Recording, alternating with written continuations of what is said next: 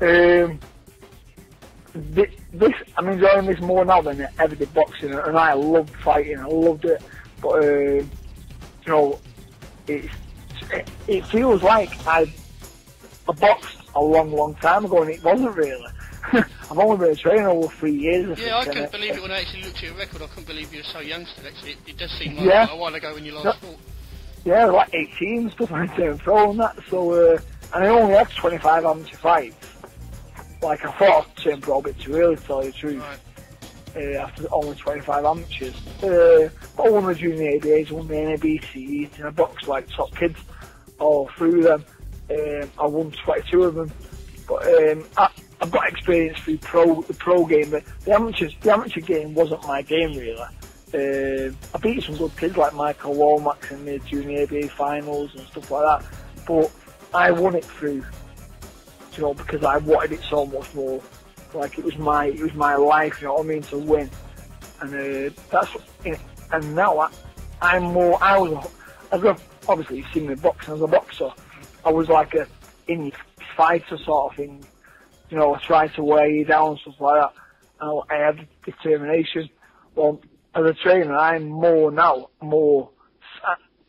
skillful now than probably any coach out there. No, like I work on skill and defence and stuff than any coach out there, because I know you can't have a good long, you can't have a good career, but you can't have a long career, no, going straight out and, you know, not a great defence. I work on defence all the time, and I think that's the main thing that I work on really. Defence and a great jab. Do you say it gives you as much of a buzz when your boys win now as when you're actually boxing yourself? More. I'm too overcritical. Like there was Tony Bellew the other day and he was sparring with Ruben Grunwald, who beat me once. Yeah. And then I beat him. And I know how good Bellew is, and I was saying like, but you done this, you should have done this instead of this, you should have done this.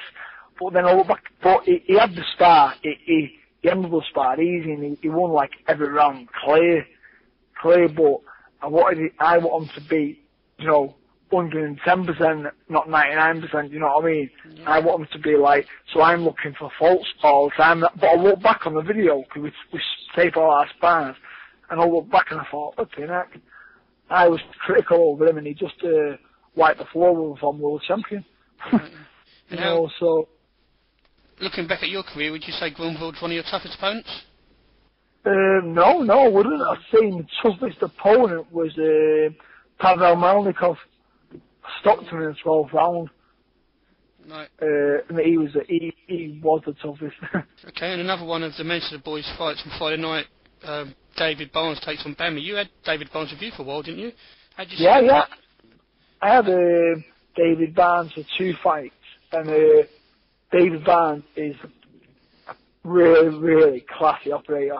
Very, very, very classy, and he's got brilliant moves, but he's his own worst enemy. I kicked him out of my gym because he was doing great first 2 wins. He had them 2 wins under his belt after that Onkin fight. He came to me, he said, "Will you train me?"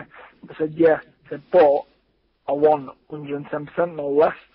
So I was training, I was doing everything, he was feeling great. He was saying to me, "I've never felt better." But then, after them 2 wins he started like coming in gym late, then coming in one day, not coming in the next. And one day I had him sparring, come down from school sparring, and he didn't turn up, and he said, you know, he was out and stuff like that. No, he was ill, but I heard he was out, partying with his mates, so he came in the gym the next day. And he said, "What are we doing today?" And I said, "Well, all the rest of the lads are doing this." He said, "I don't know what you're doing." And he said, "Why?" I said, "'Cause you don't train here." So I said, no one has, you can't do shortcuts in this game, can you? No. You can't have shortcuts. So I said, "Find yourself another trainer, because I'm not putting up with it." So that's why he went to Bob Shannon. And how did you see him doing against Ted Bami? I can really see the fight going, like, where it's, you know, he wins the first 2 or 3 rounds, but And I opened wrong because I left a message on Barnes' phone the other day, wishing him all the best. I left a message on his phone call. But I can see David winning the first 2 or 3, but then I can see Bami coming on and stopping him late, because I think his love for the game's gone out of it, and he's not got a heart for the game no more, Barnes. And Bami, he's not great, but he digs in and he can punch, and he'll keep on throwing them wild shots, and Barnes don't really like it when he's fighting a puncher. He gets a bit intimidated, so I can see Bami winning, but I really hope I'm wrong because he's got so much talent. I thought he had that much talent he could have went in there with anyone, on his day, but it's just his own mentality. He's not he wanted to live the life as a celeb sort of thing with me, rather than boxing. That's why I got rid of him. But as a talent, I think he's unbelievable sort of thing.